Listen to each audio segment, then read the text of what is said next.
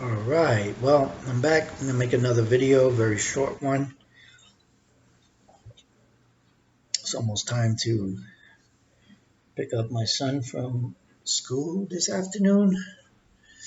Uh, so I watched a video um, this afternoon that made me, pretty emotional.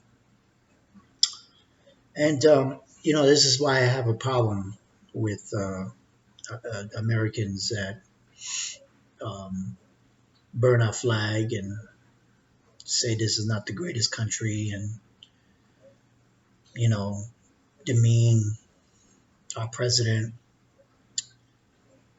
demean patriots, people who love this country, that believe in American exceptionalism. This is what I have a problem with. Is like you know these poster people like Colin Kaepernick and um, the soccer girl. I don't even remember Raponi, and that take a knee and don't respect our flag. So it's really hard because they don't understand. I guess they just don't care. They're very selfish. These are ignorant, arrogant, selfish people. Um, you don't want to go to the White House because of the man that's there. You want to take a knee when the Pledge of Allegiance or national anthem is playing. Sacrifices are made for you to have the right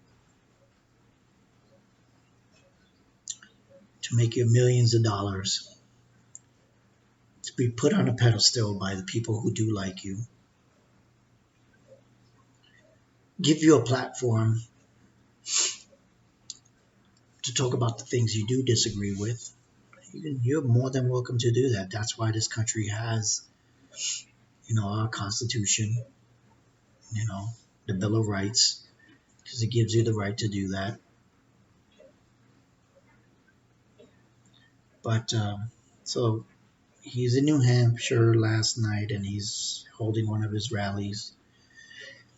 And I watched it, and I noticed it was at least 30, maybe even 40 minutes shorter than he usually makes his. Maybe about 30 minutes, but it was very short. And I was like, wow, that's surprising. I mean, I know he wants to turn New Hampshire red. He wants it to go Trump. I know he wants that. But it just seemed like he was a little bit off his game, and he was rushing a little bit. And you can see it. So he leaves. I was wondering, I woke up this morning. I was like, wow, that was strange. And then I see why he left.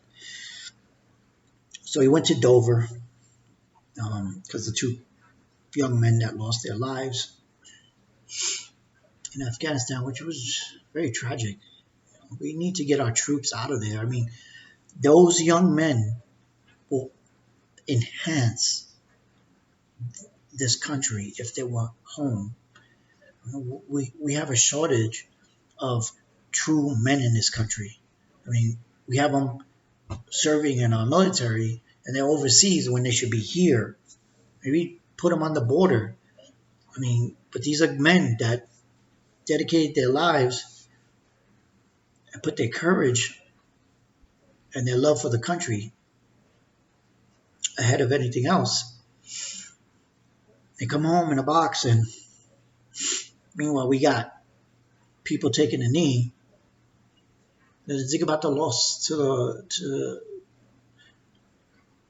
the family who sent these young men away. And when they look at the news doesn't cover any of this. Doesn't cover that he went to go honor those men. But what they do cover is this nonsense, this Hollywood, Brad Pitt. Who cares? Guys making millions. At the end of the day, when he's finished doing all those fake speeches and that fake outrage and telling us how we're wrong, he goes into a million, two, five, whoever, 10 million house, or and he's got armed guards outside. I mean, these people do not live in our reality. They're so far from removed from it. I was happy to see that somebody actually did something while they were in Hollywood for the homeless people. Then just talk nonsense, just talk shit. Because that's what they do. They all talk. They don't do anything. And meanwhile, Trump, for all his bluster and his many faults, the guy's got a heart, and he knows that these things matter more than all of that, you know, nonsense that's going on. And, Nancy Pelosi tore up that piece of paper, a speech honoring,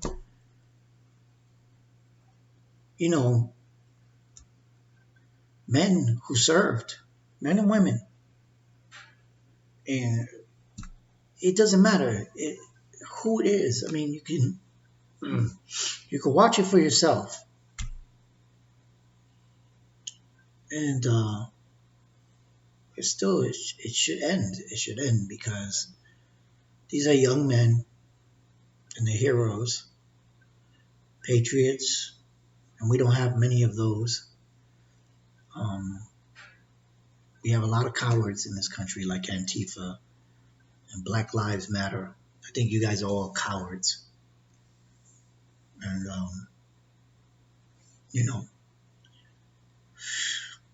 all those acronym groups are just a bunch of punks and cowards, and they can't stand by themselves on principle. They only can stand with crowds that regurgitate nonsense and what they're fed by the media and their college professors who tell them, you can't love this country because X, Y, and Z. No, that's wrong. If you're teaching here, earning a salary, you have tenure, you should love this country because you tried to do that somewhere else. Go somewhere else and do that. And talk like you wouldn't have a job. They would kick you out of the country.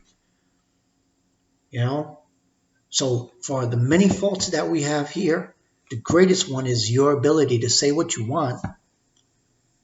But, instead of putting down everything, why don't you just try to speak to the positive? Speak to the positives.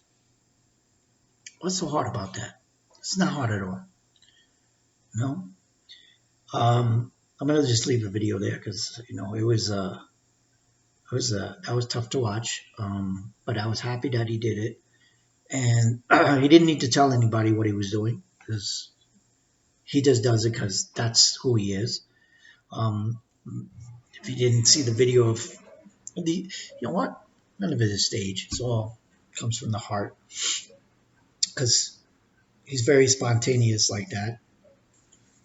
And if you didn't see the video,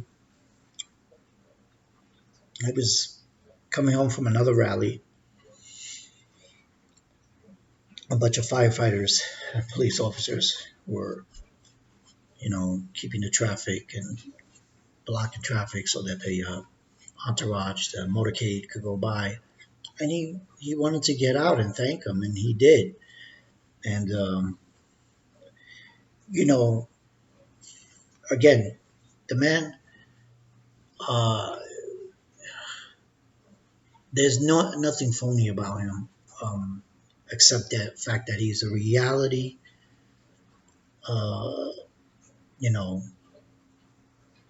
That's how he made himself, his self popular to reality. But when I grew up in New York, and I remember when Trump supported Jesse Jackson to run for president, and he actually was a big supporter of the Rainbow Coalition. And like, I love the fact that people just hit him with this racist thing, but they don't know him. They don't. He could say words. The words that he says sometimes are just taken out of context and turned around to make it sound like he's racist. But uh, he worked with Jesse Jackson, and he was. I've I've never in the time in the 80s, the late 80s, when Trump was always, when he made the news, it was never once ever called a racist. As a matter of fact, he was the antithesis of what a racist was, because he was involved with a young black woman he was dating. Um, he was always at the sporting events like the boxing, when boxing was huge and Mike Tyson was dominating. Trump was always in the front row, and all the rappers that were in the front row and all the actors that were in the front row with him, they were always on his by his side, talking to him and coming up to him and shaking his hand and having conversations with him. And they all wanted to basically kiss his ring, and they all respected Trump. I don't know what happened. He just ran for president, and then all that went out the window because the media turned against him. And I actually remember when he was on daytime talk shows, they always used to praise him. They always used to say, "Oh, here comes Trump," and everybody used to joke with him. And then even in the late night television shows, I mean, he used to go and do some late night television shows, and he was always welcomed, and audiences loved him and gave him. And that all changed because the media has become a propaganda machine for the Socialist Party that we have running now. And you know, they'll lie to you, and then you hear it enough times, you start to believe it. But anyway, I'm gonna go. Please leave comments. Tell me what you think, and I will get back to you.